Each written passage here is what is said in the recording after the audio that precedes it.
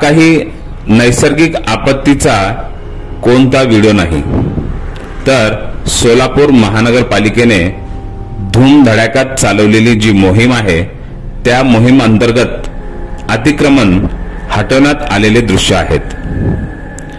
यामध्ये तुटलेले घरं हे कोणत्या नैसर्गिक आपत्तीमध्ये किंवा भूकंप आल्याने पडलेले नाहीत, तर ही जी घरं पाडण्यात आलेली आहे हे महापालिका प्रशासनाकडून।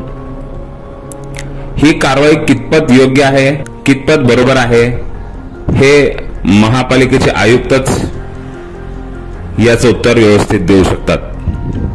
पण सध्या कोरोनाच्या काळामध्ये नागरिकांच्या घरांना बेकायदेशीर ठरवून उद्ध्वस्त करणं, त्यांच्या घरावर जेसीबी फिरवणं, त्यांचे संसार उघड्यावर आणणं, त्यांना या कोरोना काळात आणि आता सध्या सुरू झालेल्या पावसाळ्यात त्या लोकांना कोठे निवारा मिळावा याची अजिबात विचार किंवा त्याची काहीच मांडणी न करता ही कारवाई करण्यात आली असे दिसून येते।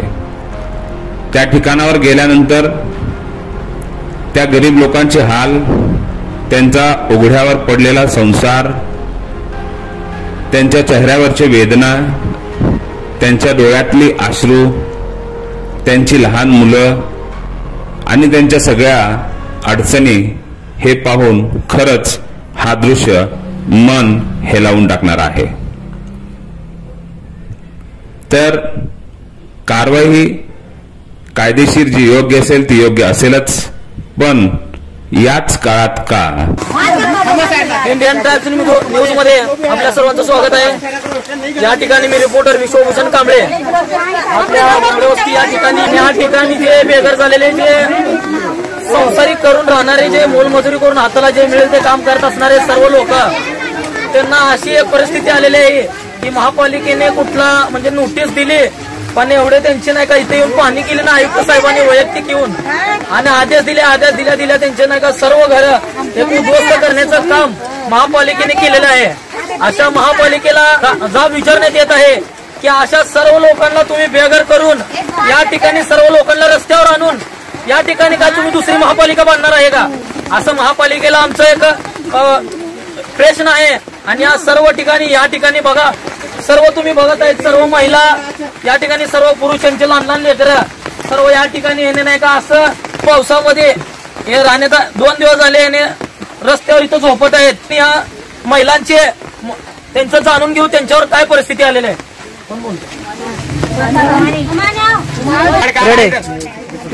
तुमच्या इथं स्थानिक नगरसेवक आहेत, समाज मंदिर आहेत, तर तुम्हाला स्थानिक नगरसेवकांनी येऊन आतापर्यंत भेट दिली का? तुम्हाला म्हणले का तुमच्या जीवाची काळजी घ्या, या आमच्या इथं येऊन नाही का तुम्ही राहावा, आमच्या इथं राहण्याची सोय आहे, असं आतापर्यंत तुमचं एवढं घराचं उद्ध्वस्त झालं तर एवढं तुमचं नुकसान झालेलं आहे। पण या ठिकाणी आतापर्यंत नगरसेवक येऊन तुम्हाला काय बोलले, म्हणजे तुम्हाला कुठला आधार धीर दिले का? आम्हाला कोणीच आधार दिला नाही, कोणच आधार दिला नाही। आम्ही घर पाडण्याच्या अगोदर त्यांना जाऊन सांगितलं, नोटीस आलं नाही मला तरी सुद्धा त्यांनी सुद्धा ऐकलं नाही, तर कर्मचारी अधिकारी सुद्धा ऐकले नाहीत आणि महापालिकेचे सुद्धा ऐकले नाहीत। घर पाडल्यानंतर काय म्हणतात माहिती का, फक्त या दातराव गार्डन मध्ये या, तिथं राहावा, फक्त आमच्या समाजालाच बोलवायचं का? सगळ्या समाजाचं घर पडलंय ना। हा सांगा, आता पाऊस पडालाय, हा आता पाऊस पडला तर आम्ही कुठं राहायचं, कुठं थांबायचं?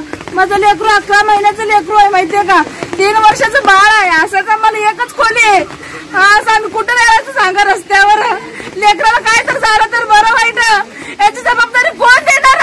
हा कोण देणार सांगा? 2 दिवस झाला आम्ही रात्री बाहेरच झोपतोय।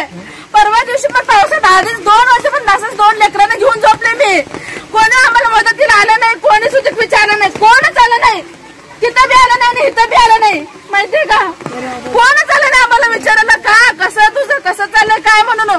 पुन्हा नाही जेवढ्यांचे घर पाडलेत ना एका सुद्धा विचारायला आलं नाही सर इथं। हा असं कुठं असतंय का? असल्या पावसात आम्ही असं थांबायचं लेकरांना घेऊन? हा माझ्या लेकराला दुसऱ्यांच्या घरात झोपवलं मी, रोडवर बसून आम्ही जेवायला लागलो, हा सगळं बघून सुद्धा तुम्ही डोळे झाकून बसता, आम्हाला सगळ्यांना रस्त्यावर आणलात तुम्ही, हा असं रस्त्यावर आणलात, या कुठं न्याय आहे का सांगा? जर तुमच्या आई बहिणी झालं असं तर तुम्ही गप्प बसला असता का तुम्ही? पहिला गेला असता का नाही? आमच्या गरीब लोकांना तुम्ही असं उद्ध्वस्त करून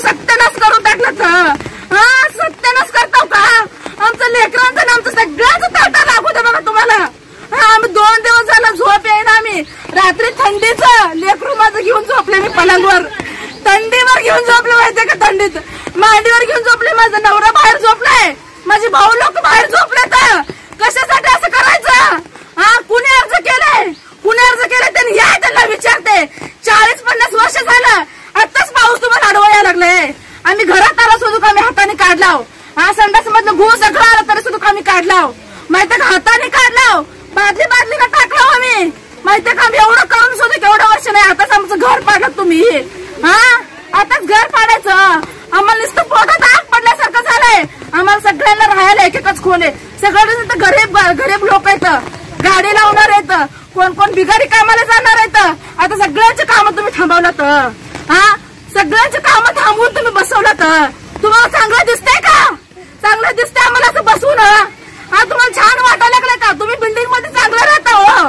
आम्ही कसं राहायचं. तुम्ही आमचा विचार केला तर.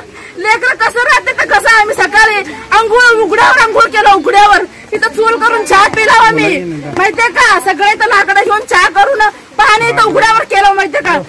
ते पण व्हिडिओ करून दाखवू दे का सांगा. तेवढं एकच राहिलंय बघा. आम्ही इथं बसून जेवला होतो. आम्ही इथं बसून जेवला आहो. लेकरांना सुद्धा आम्ही बाहेर आंघोळ घातला आहो. तुमचे कसं डोळे का बंद आहेत. आम्हाला आमचं सगळं गेलंय ना. आमचं सगळं घेऊन द्या. सगळंच घेऊन द्या. तुम्ही काय म्हणलं तर नोटीस असणाऱ्यांचे बी संडास रात्र पाडता म्हणलं. तुम्ही सगळ्यांच्या घरात सगळं पाडताव. घरात सगळं उद्ध्वस्त करताव. कुठे आहेत ते कर्मचारी. कुठे आहेत नगरसेवक. कुठे आहेत. कोणापाशी जाय म्हणतात. मी कुठं पण जायला तयार आहे. सही करायला तयार. आमच्या घरातले अनाज पाणी सगळं गेलं हो भैया. सगळं गेलं. 10-10 हजारचे तोटा कारखाने जाणाऱ्यांचे त्यांचं पण 10-10 हजारचं गेलं. आमचं गहू ज्वारी पैसे सगळे गेले. तुम्ही देणार का आणून. देता हो आणून. सांगा देताव का. आमचं सगळं गेलंय बघा. आमचं आम्हाला न्याय. आम्हाला रस्त्यावर आणलात तुम्ही. रस्त्यावर आणलाव ना. आम्हाला आमचं न्याय मिळू द्या. सगळं बांधून द्या. आमचं जसं आहे तसं द्या बघा. आम्ही कुठं जाऊ म्हणतो जाऊ आम्ही.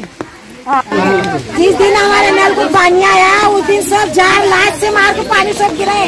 अभी हमको पीने का तक पानी नहीं. नहाने तक पानी नहीं. जो दीवार गिरा वो सब बोर को गिरे. यहाँ के गली में का बोर भी बंद है. हमारे बच्चे का चले हम रोड पे खड़े नहीं. नाले किनारे घर है. भी नाला भरे पानी की वजह से.